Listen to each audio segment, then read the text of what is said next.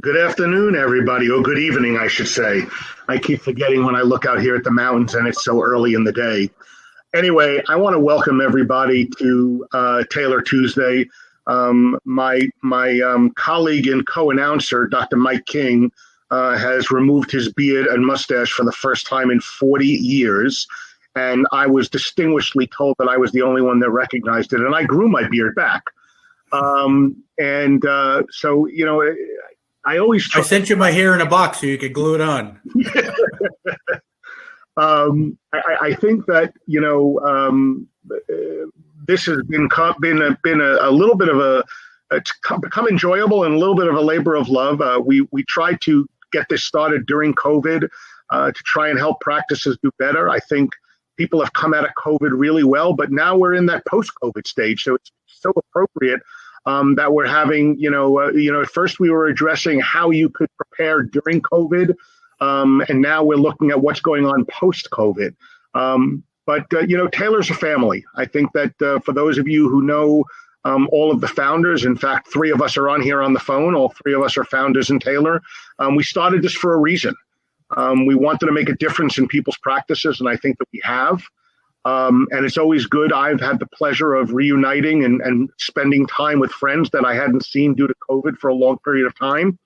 So tonight, we're going to having a topic on adopting practice engagements, post-COVID world. And I'm going to turn it over to my co-commentator, Dr. Michael King. Thanks, I. Welcome, everybody, to another Taylor Tuesday. As Ira said, it's very exciting, and we're lucky we have a very good friend of ours on here to present tonight. That many of you will know Andy, especially if you're in the AAPPM world, but we're excited. So let's talk first about Taylor really briefly. Just a reminder for everybody, you can go back and watch the webinars, and there have been some really good ones. I've been kind of poking back and checking through some of them as some of the information fades from my aging memory, and I go back and look at some of the stuff, and it's been really exciting. And we have some more stuff coming forward, which you'll love. But so remember, you can go to taylormedical.com. You can push on the webinar button, and you can look back and see the stuff we've had. And Ira talked about that we've been doing now for, I guess, about 16 months now, which is really pretty amazing. Really amazing, actually. This last year has been almost a blur, but it's been really fun. It's good to see you all here. And so if you haven't done your analysis yet with Carla and her team, Carl, Ashley, Siobhan, please put together your documentation. It's well worth it. I mean, we can tell you stories of people around the country who have just been so resistant, and then they do this, and then they're just absolutely flabbergasted at the savings that they get with the only and largest podiatrically based GPO in the country, Taylor. So write down all the current vendors you're using, descriptions of the products that you have. If you have the SKUs, that's really helpful. What size you're using, 30 milliliter bottle, 5, whatever it may be, and what you're paying. And if you can put those on a spreadsheet, that makes it even easier. And you can send that to Carla and her team at admin@taylormedical.com, and you'll get a free analysis. You can also go to the website, and you can see that we have the link listed here on the slide as well. And if you can't do an Excel format, just get us whatever you can, and copies of invoices, put it in a Word doc, whatever it's going to be, that then the team can help to put together an analysis for you and save lots of money. And by the way, this is not just for big practices. This is for small entities too. So this is for everybody. And it's amazing the money you can save by using Taylor services. So Andy Bhatia, very excited to have you tonight. And Ira, I'll let you make the formal intro, and I will disappear for a while. Great. So, I'm going to add a couple of things to what Mike King said. We don't charge anything for the Taylor membership. We don't expect you to use every vendor, but I do ask that whenever you're going to make a purchase for your clinic, whatever it's going to be, give Taylor a chance to give you a price, tell you what we can get it for, help educate you if something needs clinical documentation to make sure you do it the correct way. We've given $50,000 in student scholarships. We are here. We were developed by the profession for the profession. The practice atmosphere is changing. Private equity is rapidly coming into the podiatric space, and I would like to tell you that Taylor has itself well established with these private equity groups. So obviously, if we're And as Mike said, the whole key is we structured this so that the pricing that we get is helping a one doctor shop versus a $160 shop. So anyway, I'm going to tell you a little bit about my good friend Andy Bhatia, who known for many, many years through multiple different arenas.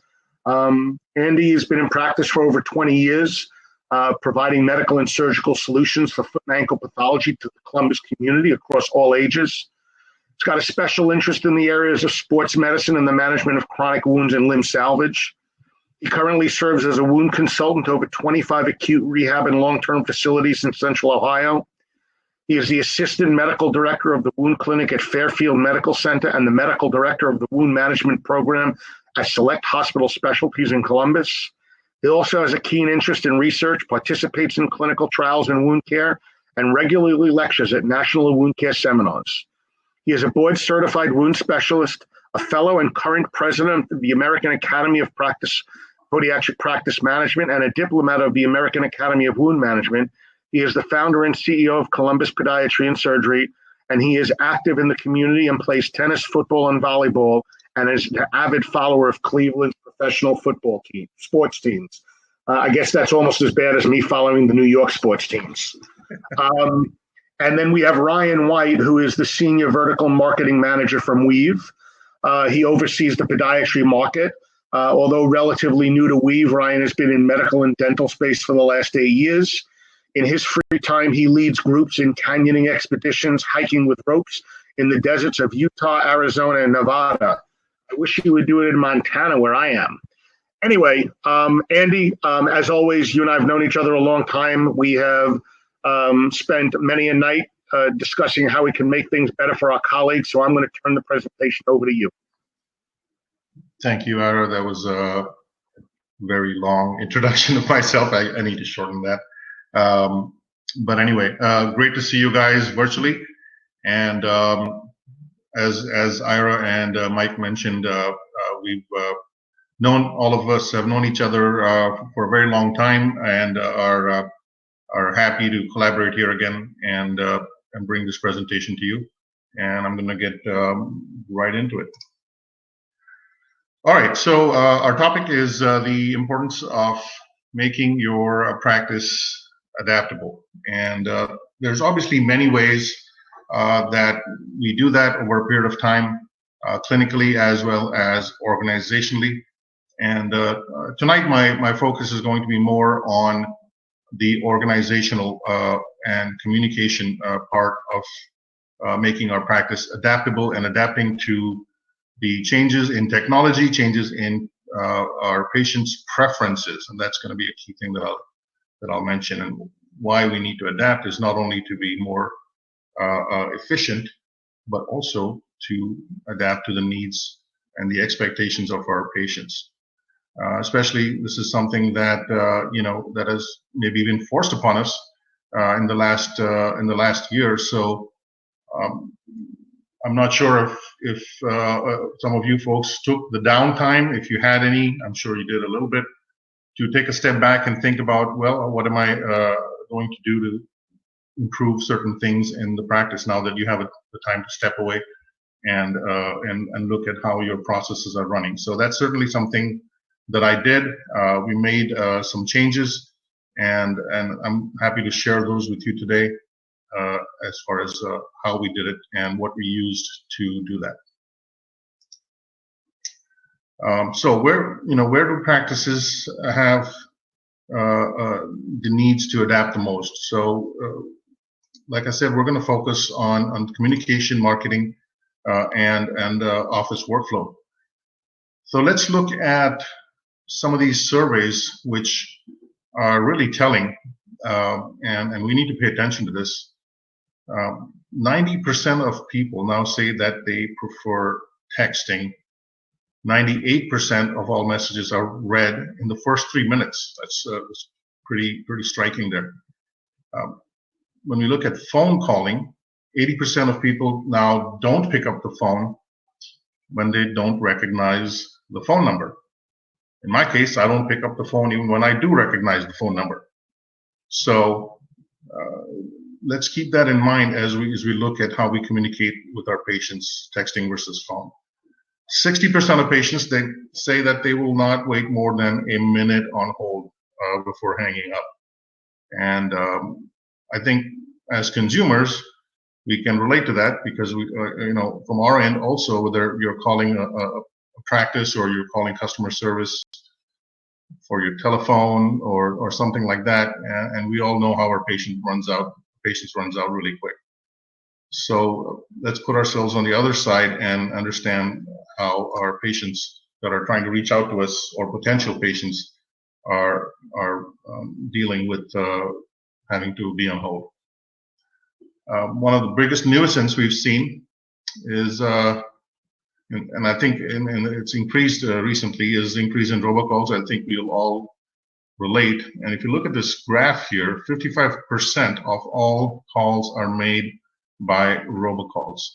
That's really just crazy. And if you look at the graph here, we can see that since June of last year, it has really exponentially increased, almost consistently, with a little dip, but gone up and peaked in about February of this year.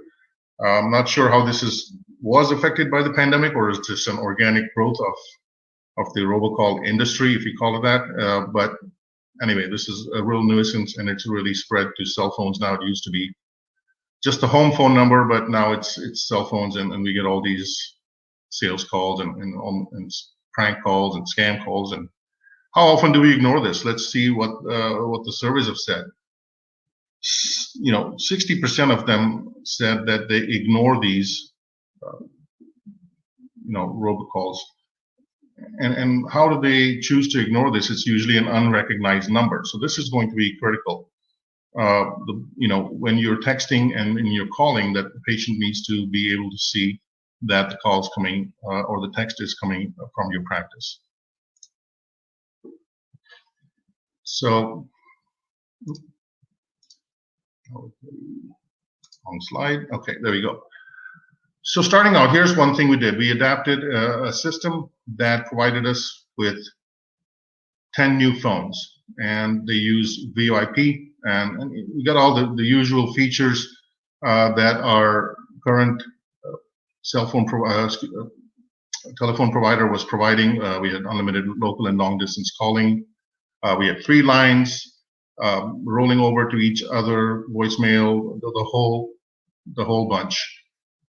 However, this was included in the system. So the biggest thing that we noticed was we had no more phone bill. So the massive phone bill was completely gone. And this benefit was provided to us in the system. So the phones come with the system, and the system I'm referring to is Weave. And the other features that I'll be talking about are how we used some of these features to make our office function differently.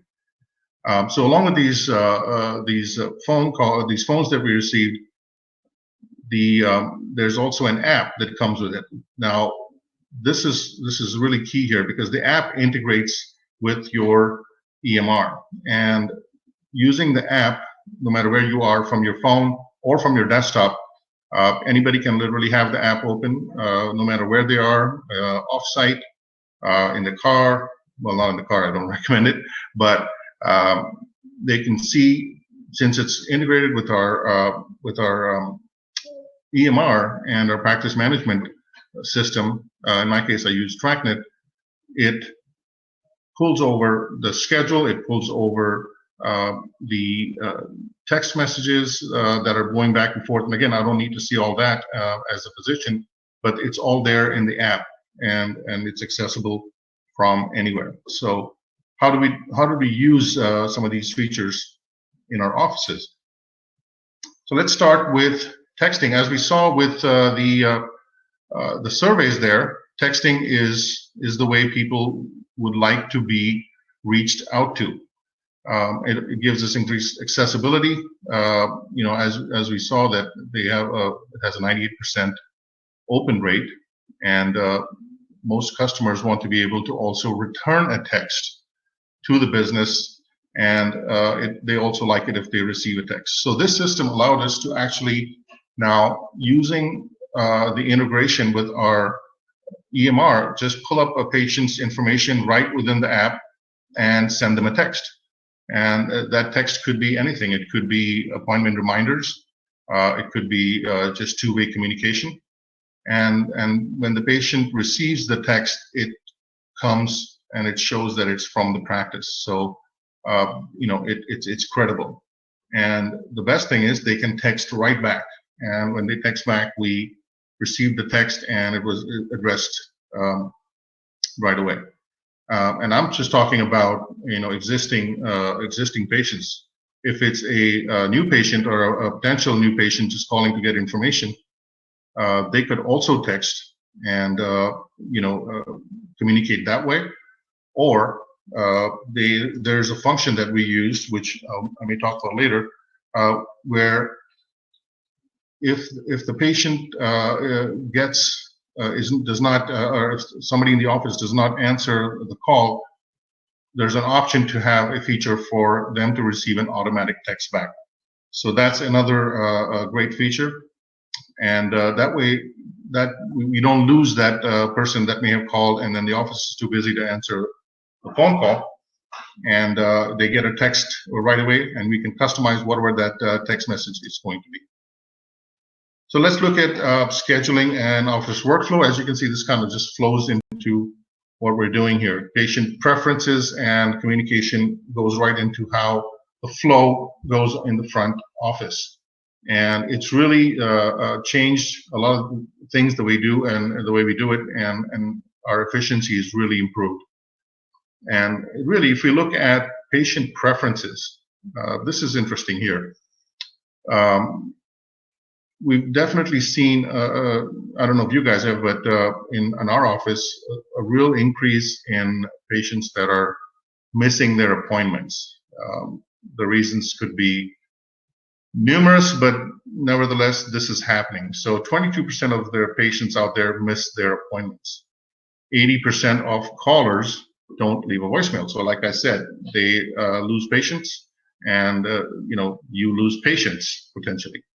So the auto text here is a huge thing when callers are not wanting to leave voicemail. So that's huge. Here's another thing: 49% of patients got phone call reminders for their appointments, but only 18% of them wanted it. And let's compare this survey here to a survey that was recently in PM Magazine. If you see the respondents here, it says, do you send appointment reminders to patients? Yes, via phone message is 65.75%, and that means voicemail, and then text is only 11%. So what we're doing in our practices, at least from these surveys, is not in line with the expectations of our patients. So let me go back to the previous slides again. 49% of the patients got phone call reminders, but only 18% of them actually wanted it. They prefer texting, and it seems from this survey only a smaller percentage are still using texting to do patient reminders and doing phone calls. So that's another factor in adaptability to come in line with what our patients expect from us. So appointment reminders via text. There's a different features we can use. I'm just going to focus on what we used in our practice, and you can literally customize how you want to send this reminder to your patients. Everyone has their own set of demographics in their area, and somehow the patients, the way they like to be reminded, and so on. So the way we set it up is when a new appointment is scheduled, so when the patient's already in the office, or if it's a new patient, as soon as the appointment is scheduled in the EMR, it automatically sends a text message to that patient reminding them of that date, and then they can add it to their calendar. So that's one option we chose. Again, all of this is customizable. This is what we chose. Then we chose for them to get a reminder 3 days prior to their appointment. You could choose 7 days, you could choose 1 day before, or you could choose 2 days, whatever. So I like 3 days, and we're considering maybe changing that to 2 days prior to their appointment. So they get a text again reminding them, and it's just all automated. No one in your office has to do any of this. It's all automated once you set it up. And then finally, I set another reminder, and this was actually my staff asked us to do this because of the number of no calls, no shows that we had. And they said, can you please set up an automatic text reminder on the same day? So you can even do that. And we set it up to be 2 hours prior to their appointment. So 2 hours prior to everybody's appointment, they get one more text. So we set it up for a total of 3. The moment the appointment is made, 3 days prior, and 2 hours prior to their appointment. And I can tell you, it has really decreased our rate of no call, no shows. The people that didn't have any intention of showing up, at least when they get that text, a large number of them at least either text back and say, oh, sorry, I won't make it. Even if it's the last day, at least you know. And you could possibly, fit somebody else in that wants to be a walk-in or an urgent patient that's trying to squeeze in that day. So even if you find out on the day off, it's a huge thing. And it's opened up slots and allowed us to take patients that want to try to get in on the same day. So this is something, again, I mentioned earlier, how patients don't, patients or potential patients don't like to leave voicemail, and they don't like to be on hold. So a feature that we really like is this missed call text, and it's an automatic text that we set up. You could set it up to say whatever you want. So here's what we set up. As soon as a call comes in and nobody's able to answer it, that person gets an automatic text that says, "This is Columbus Podiatry. We are sorry to miss your call. Would you like us to text or call you back?" That's it. And you can set it up to say whatever you want. I think in the example here it says,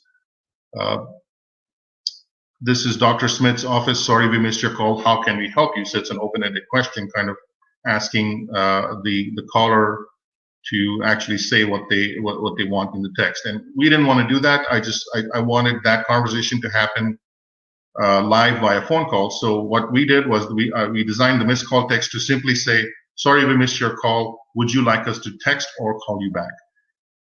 And surprisingly, there's a small percentage that says, "No, don't text or call me back," for whatever reason.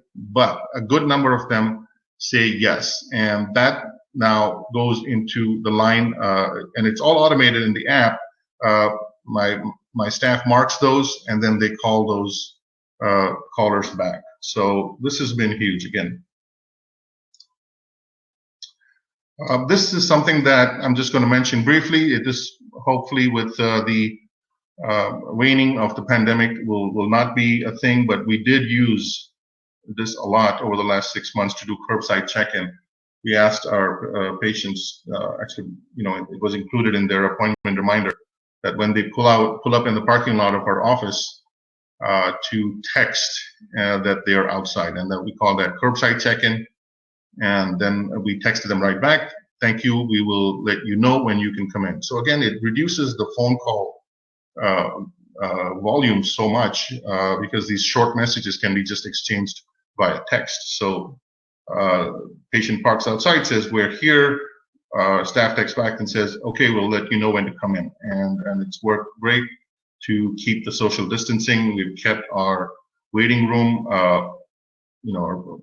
almost empty with the kind of workflow we've had. I've talked to my staff, and they still, I kind of like this, but they would like to go back to the old way of doing it and having patients, sit in the waiting room. I think they kind of like that. Maybe it's the social aspect of it, but as the pandemic wanes, we will not do this anymore. However, the feature is there, and should something happen in the future and we have to go back to social distancing in our offices and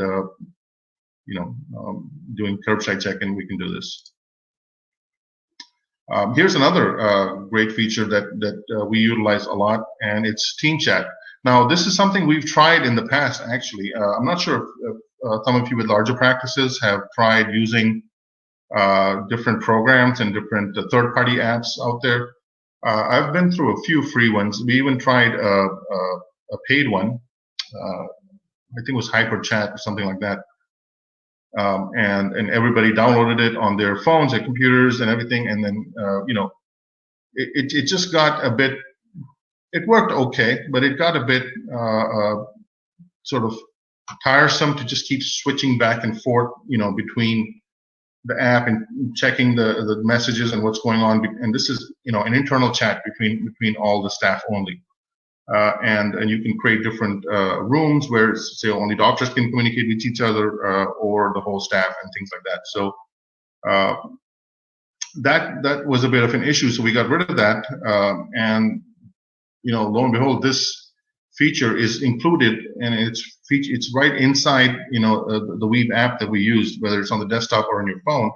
And you can just choose to see and follow the staff chat or not. And you can just turn that off. So we use this all the time. It's used heavily during the day, back and forth between the front office and back office. So here's another good thing. There's no more using the intercom. So that's, again, taking time, taking volume away from the phone, keeping the noise less to the constant intercoms going back and forth, or the front office or the back office having to run back and communicate a quick message.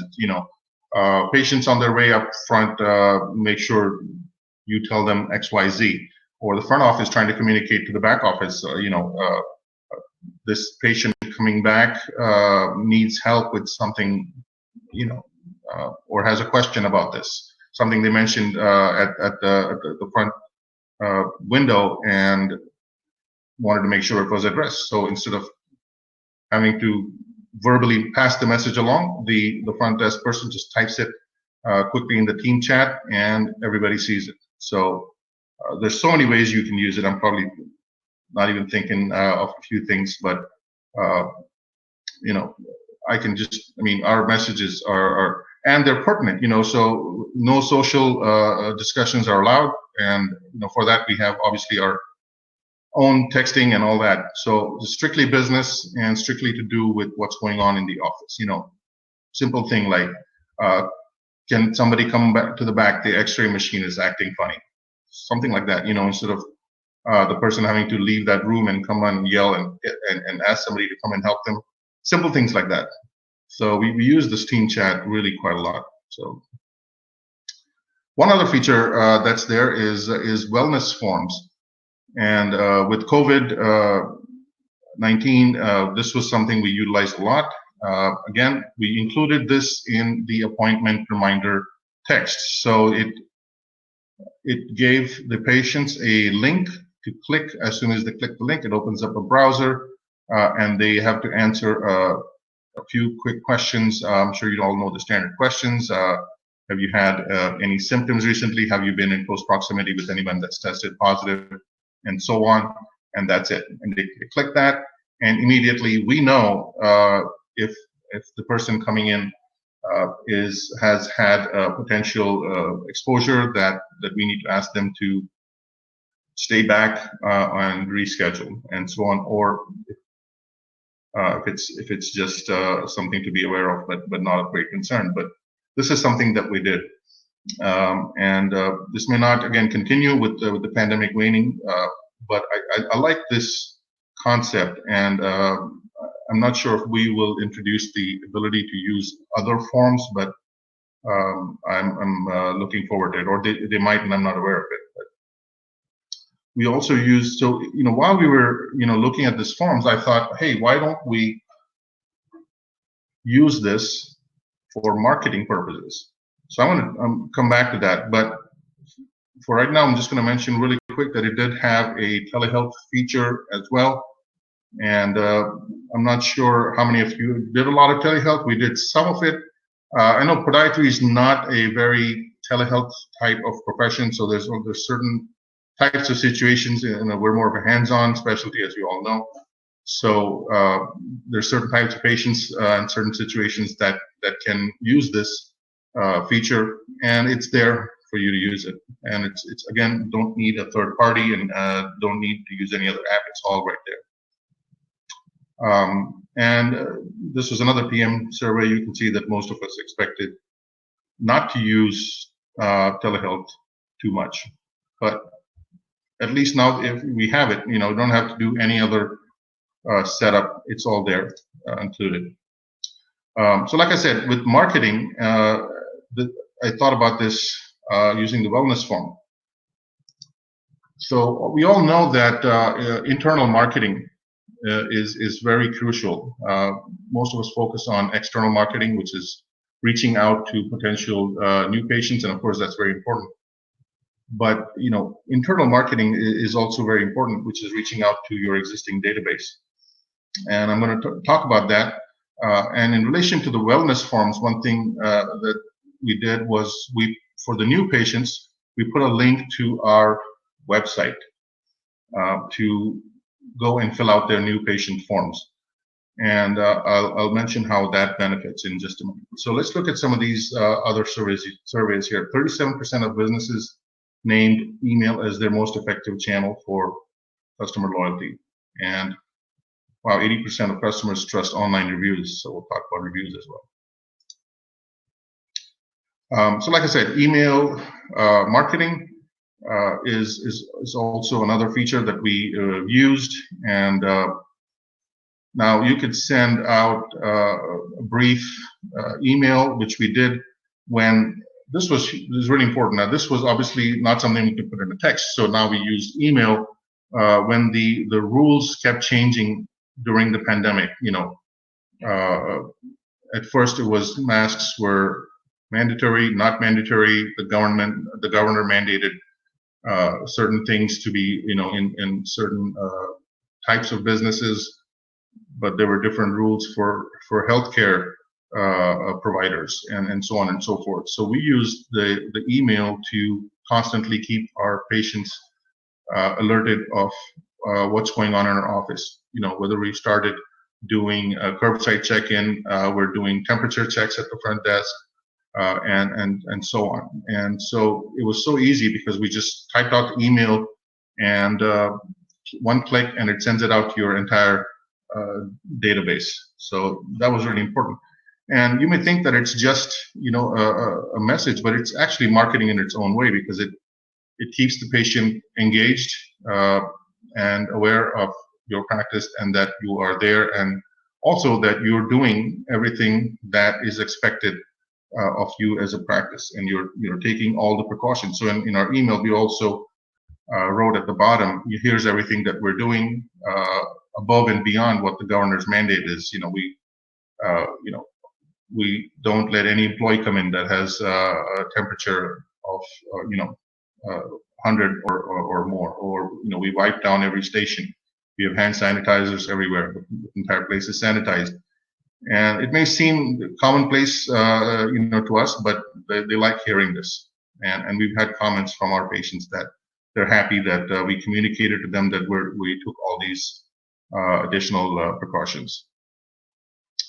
If you want to send out a more fancy email, there's plenty of templates. There's an image library and all that kind of thing that you can design, newsletters and so on.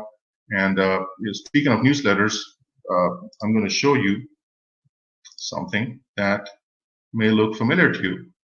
Those of you who are APMA members, if you recognize, this is a free-to-use newsletter that the APMA provides for all its members to use. And it could be customized. You can put your practice name in there, and with just a few clicks and using the template, this could go out as a newsletter. So this is email marketing and communication.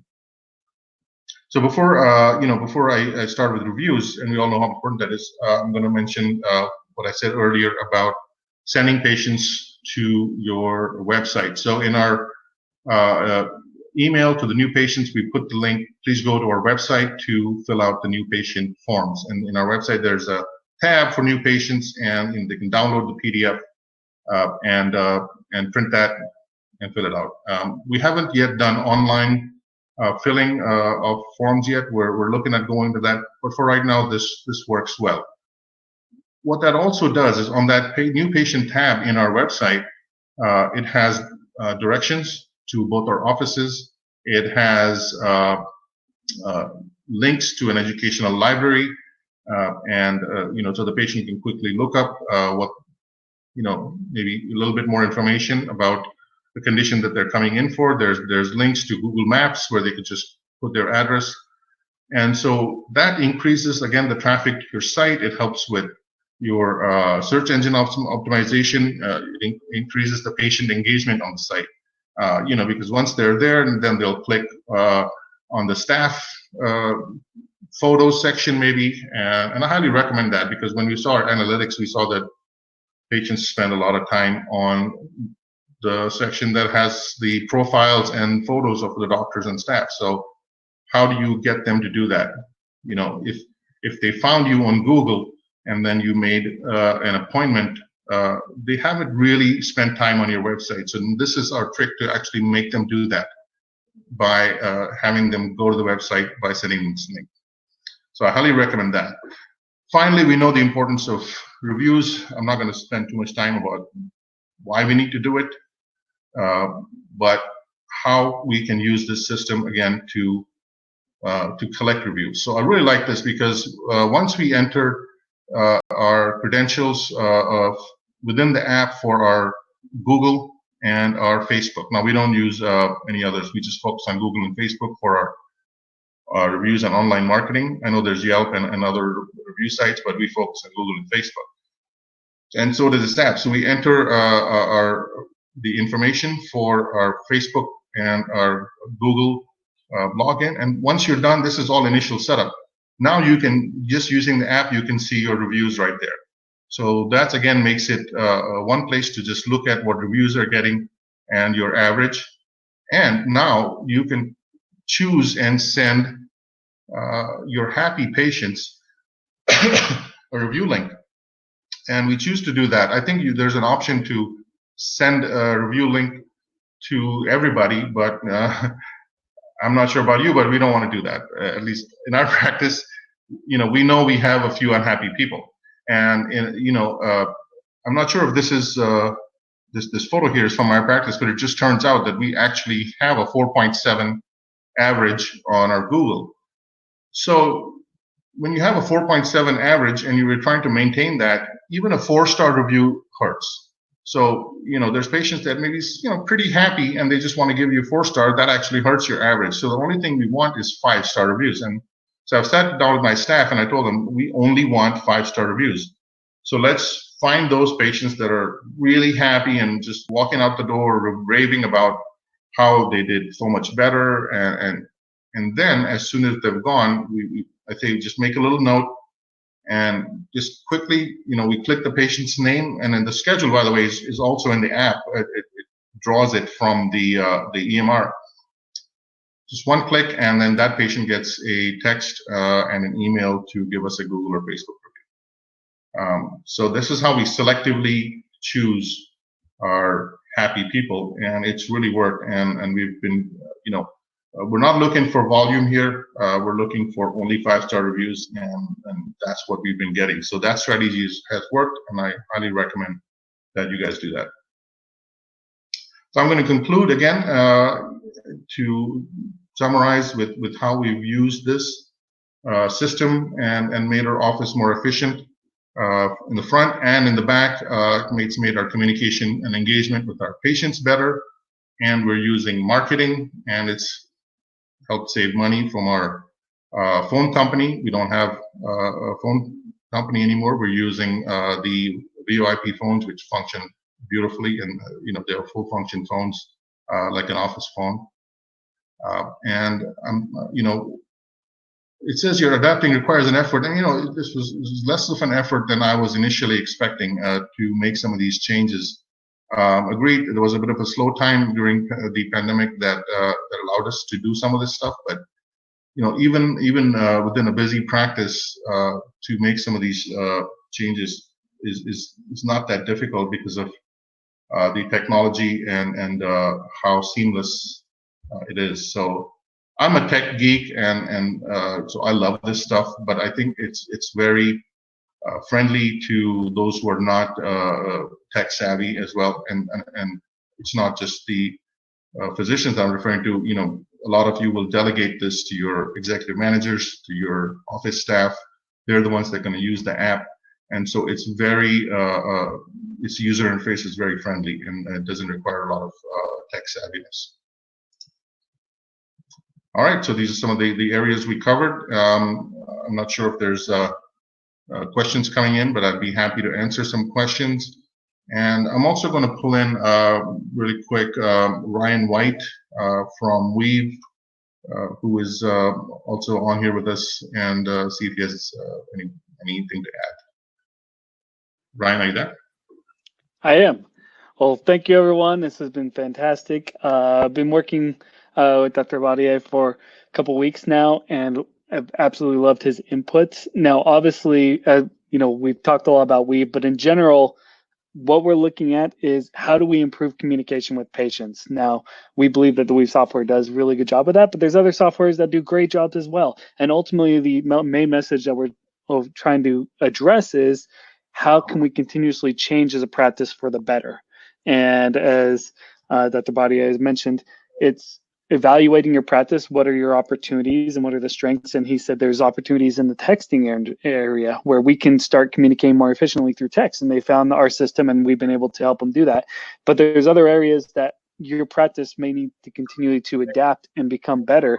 And one of the things we love at Weave is we decided not to focus on one area. What we want to do is make sure we're addressing a whole gambit of areas, and we call ourselves the business toolbox in one system that allows you to do many other things, and so that you don't have 1,000 different apps, 1,000 different technology implications and softwares in your office, that you can try to only have one, simplify it for your office staff and your doctor itself, and really communicate with your patients efficiently, keep them engaged, and ultimately grow. And thanks, Ryan. Actually, you know, what you said reminded me of something that I missed saying. So with, you know, with the remote work from home strategy catching on, you know, we've kind of done that a little bit. I've had some of my executive managers have the flexibility on certain days to be able to work from home. And in the past, that would have required them to use their own cell phone, and then the receiving person gets their caller ID, has their phone. Well, guess what? None of that applied now. So whoever's working from home remotely is able to use the Weave app and actually directly call the patient from within the app. And on the caller ID of the phone, it shows that the call is coming from the practice. So the person actually has no idea that they're receiving a call from someone that's working out of home. That's now for the staff. How about with the doctors? When you have to return an urgent call, sometimes we as doctors are hesitant to use our cell phone because then the patient gets your cell phone number and then they keep calling you all the time, and we don't want that. We try to block our caller ID. Again, don't have to do any of that. If your staff tells you or your answering service tells you to return a call to a patient, you just have the doctors just open up the app in their phone, and there's the patient, right there. Just type their name in. It pulls it up. It draws actually some of their basic information from your EMR. So as a quick reminder, you can see their age and if that helps jog the memory, and then you just click call within the app, and the patient sees that the call is coming from the practice, and in the caller ID, it actually shows the practice's caller ID number. So that's huge, and the doctors love that part. You see a lot of doctors using this feature, right? Yes, and we're seeing that change. I mean, the topic that we wanted to talk about today was adapting your practice, and one of the other things is there's changing preferences for patients. Patients are wanting to speak to the doctor more intimately. Now, they get the time to do that when they're in the office face to face, But we're seeing a big trend, not only in the podiatry area, but in the medical space, the dentistry and ophthalmology, that patients want to talk to their doctor, and text message has become a little bit less invasive in how they do that. And so similarly, the doctors are able to communicate with their patients off hours. We saw that a lot, obviously, during the pandemic, but even there's a lot of doctors, and I work with a physical therapist right now, that he likes to get all of his notes during the practice. And then what he does is later that night, he just texts his patients that he was working with that day, and he's able to do it, keep in communication, answer their questions, and it's no surprise that his patients love him. Yeah, and then on the receiving end, the patient sees that the message is coming from within the practice and not from the personal cell phone of the provider. So, yeah. Hey, Andy, I've got a couple of questions for you. Yep. So in light of what you just had now as a discussion with the messaging, in today's medical legal space, there's these communications. Are they, I know you said it integrates with the chart, the EMR for the scheduling, but when you have these text communications with the patients, are these text communications made part of the patient chart? No, they are not, as far as I know. Ryan, can you confirm that? Yes, I'm right here. I believe that there is the option to upload them as notes, but depending on what the message exactly is. The fortunate thing is you can, in the app itself, you can just copy and paste any of the messages that were relevant to put into the chart. But no, not every single communication is put into the chart likewise, because the chart would become huge with your everyday conversation. But they are HIPAA compliant, which is one of the most important factors of that communication. So Ryan, just following up a step further, I completely can appreciate that if there's banter back and forth between staff and the patient with appointments. But if there are any communications with the physician, I'm going to assume that these are date and time stamped. So even if they're not uploaded in the chart, if God forbid there is some type of litigious activity, when they download this information, will it be appropriately electronically marked to be able to be utilized in a chart? That is correct. And that's just like you would in any of your text messaging outside of any system that has your date and time indicated. It is time stamped for every communication, call and text. Great.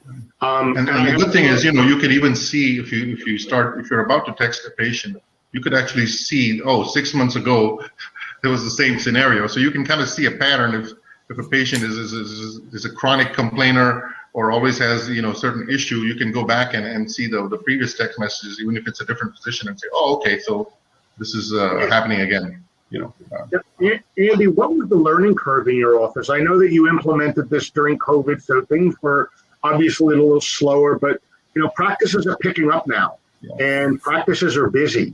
In all reality, what was the learning curve and the adaptation process? Did you have to decrease your patient numbers as you implemented this? How did that work?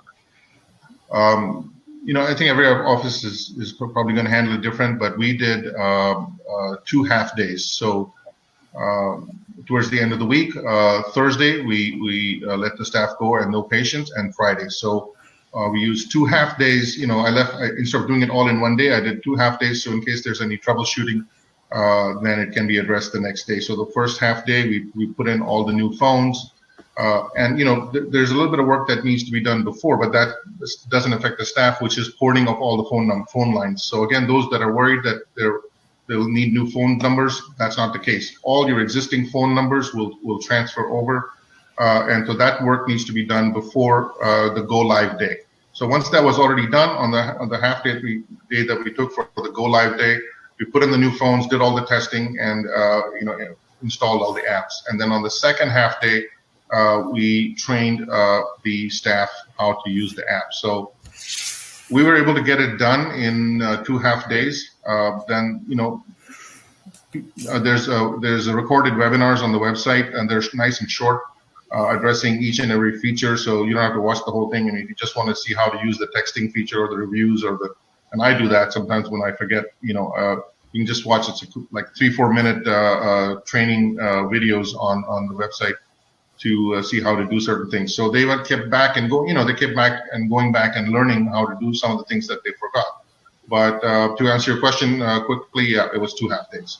And then the learning curve to, I think, full usage of all the features, I would say it took us about 2 months. So we started out just doing the basic thing. I said, I told staff, don't get overwhelmed. We just started with the texting and the phone calls. And then the rest of the stuff we did automated behind the scenes, the automated reminder texting. I took care of some of that, and then the managers did. So some of the work, I think a lot of the work is done behind the scenes, and it doesn't actually affect office flow as such in terms of adaptation. Now, Andy, you noted that you added a new phone system prior to doing this. Was that a requirement, or was it just something that you did? It was coincidental? The phone system comes with the app, so that's why it's tough to kind of explain. It's more than just a software, right? It actually integrates with the phone. So you have to get rid of your phone system, and why wouldn't you? Because you're saving that monthly cost of all the phone lines. With 3 lines, multiple offices, it's all gone. Well, what if you already have a VoIP system in place? You would have to get rid of that one, I believe. Is that correct, Ryan? I'll double check it. There are some instances where you can just integrate it with the phone system, but let me double check on which phone systems those are. But Mike, even if you already have a VoIP system, and then you just use the software alone, with the Weave software alone, you're missing out on a lot of the features, of being able to have the patient data transferred from your EMR, and then being able to, when you get a call on the screen, it actually shows up the patient info. So, if it's an existing patient, you can actually see that on the pop-up. And it's free. It comes with the software anyway. So why wouldn't you, even if somebody has an existing VoIP phone system, it's not free, right? It still costs them something. So why not get rid of that cost? Because this is free with the software.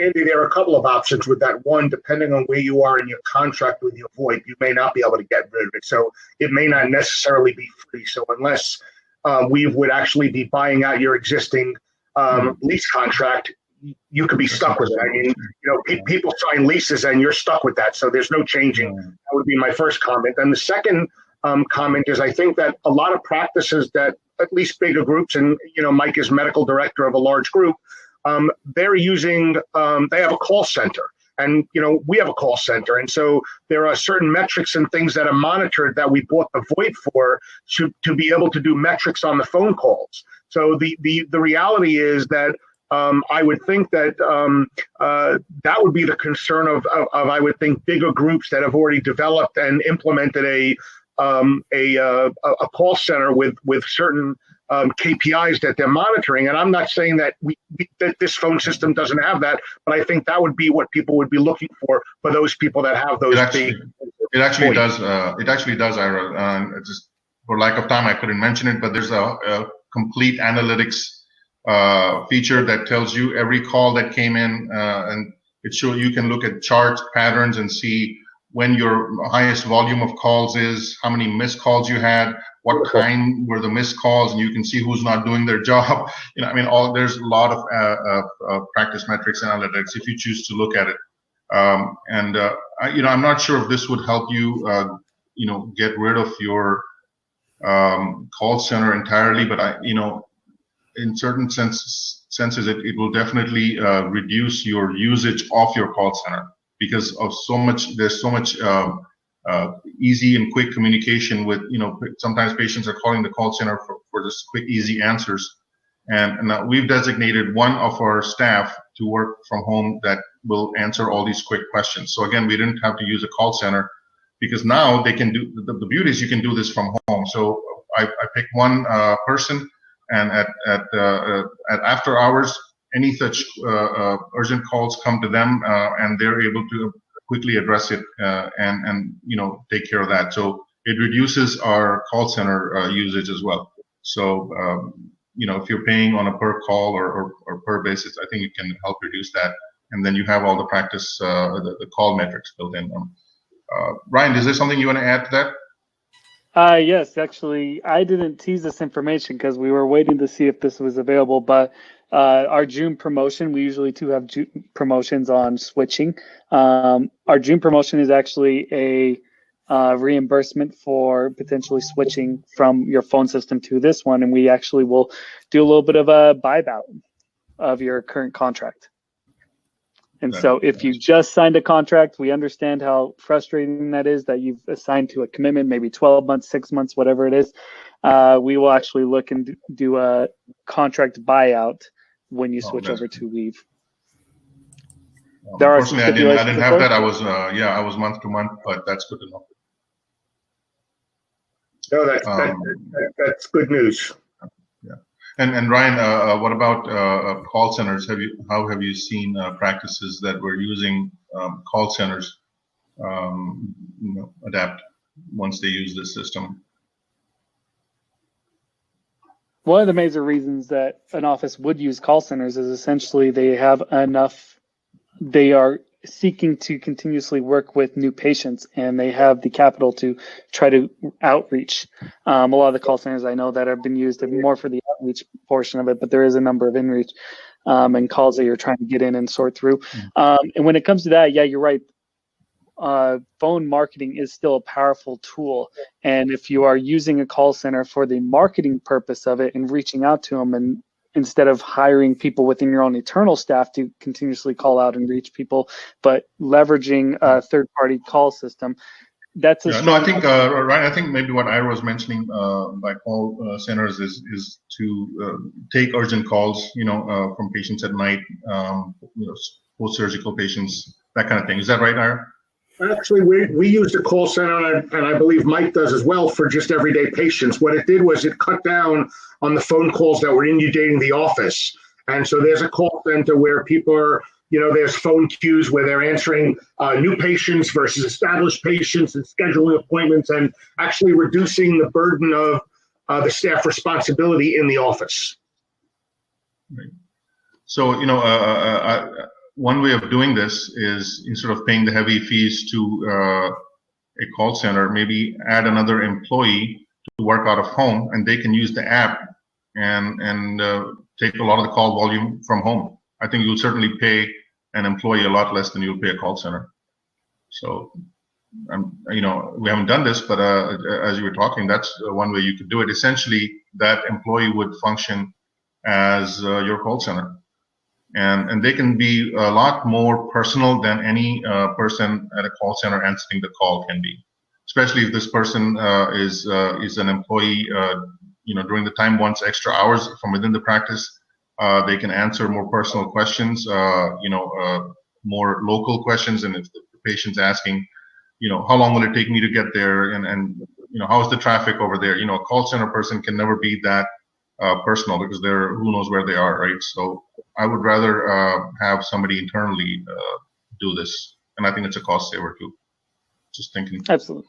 And it does really depend on the volume. There are a number of practices that are getting an extraordinary amount of volume of phone calls, and call center might be your best option in order to sort through that volume and making sure you're still providing a great service. Now, there are always options to hire internally. There are challenges whenever you hire an employee and you have to train them and actually have them on your payroll versus being able to just push it out to a third party. But the whole Weave system was designed on how do we help make communications more efficient, both in volume by having more lines open, as well as reducing the amount of time that's needed to make phone calls by implementing message systems and the automated messaging and text messaging is available. But it really just depends on your practice and what type of volume you are seeing. Now, the analytics are a great part to see when are you getting the highest volume of traffic for your phone calls. So, maybe I just need to hire a part-time person between 12 and 2, because it seems like during those hours is where I get, 30 or 40% of my calls throughout the day. It allows you to track that system, but ultimately it depends on what are your office needs. I would love to say that Weave solves everyone's problems, but it doesn't. It's a software system meant to make practices more efficient, and you really have to evaluate what are your needs for your practice. And if your needs of getting that many phone calls if you are getting that many phone calls, you need to address the need, and potentially a call center may be the best way to do it. Yeah. But Ira, your call center, does it send text messages? Yeah, I mean, our call center is our employees of our practice, but nothing. I guess, Ryan, you hit on a good point. So when clients contact you, do you all do an assessment to see if Weave is the right fit for a practice? Absolutely. Ultimately, when it comes down to, we don't want to have angry customers. And so if we don't want to try to sell someone a software solution that's not going to benefit their practice, we believe that there's a lot of areas where we benefit really well. And we know that there's a lot of other softwares out there that have likewise have similar features that can amplify your message as well. What we try to do is amplify and talk about what are your needs within your system. We go through the process of showcasing what all the features are and what are available. Then we talk with your really what you're looking to grow. How do you have multiple offices? Do we need to expand on integrations, etc.? And if it's a good fit, then obviously we try to move forward. But ultimately, every office will be different. We'll have different needs, different demographics that you're serving. And we ultimately are just trying to simplify the communication process so that you're having good, engaging conversations with your patients. And Ryan, correct me if I'm wrong, but you don't have a contract, correct? That's anybody correct. can cancel at any time? Yes. That is correct. So if you're not happy, you just cancel it. Well, Andy, I really appreciate you taking the time to share this with us. Mike, do you have any closing comments before I talk about the next week's meeting? Or no, it was great. Thank you, Andy. Thank you, Ryan. It was very informative. It's a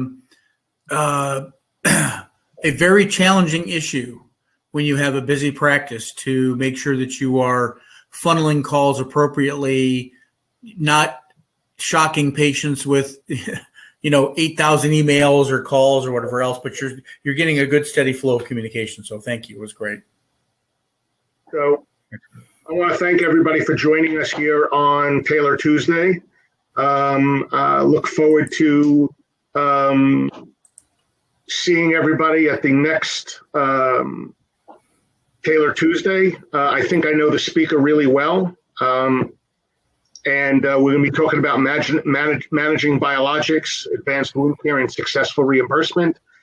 Andy, thank you for sharing with us your experience and helping us as always. And appreciate Weave sponsoring your time and having you on here and being a good partner for us. And everybody, don't forget about Weave's special for the month of June. And I'm sure if you have any problems, I believe there was, or questions, there was an email. There's a website for more information. And if anybody needs to get Ryan's direct contact, I'm sure that we'll be able to get that and send it out to you. So without that, I'm gonna tell everybody to have a wonderful evening and thank you for joining us. And look forward to seeing you in 2 weeks. Thank you, guys. Appreciate it. Thanks. Bye. Thank you. Bye, guys.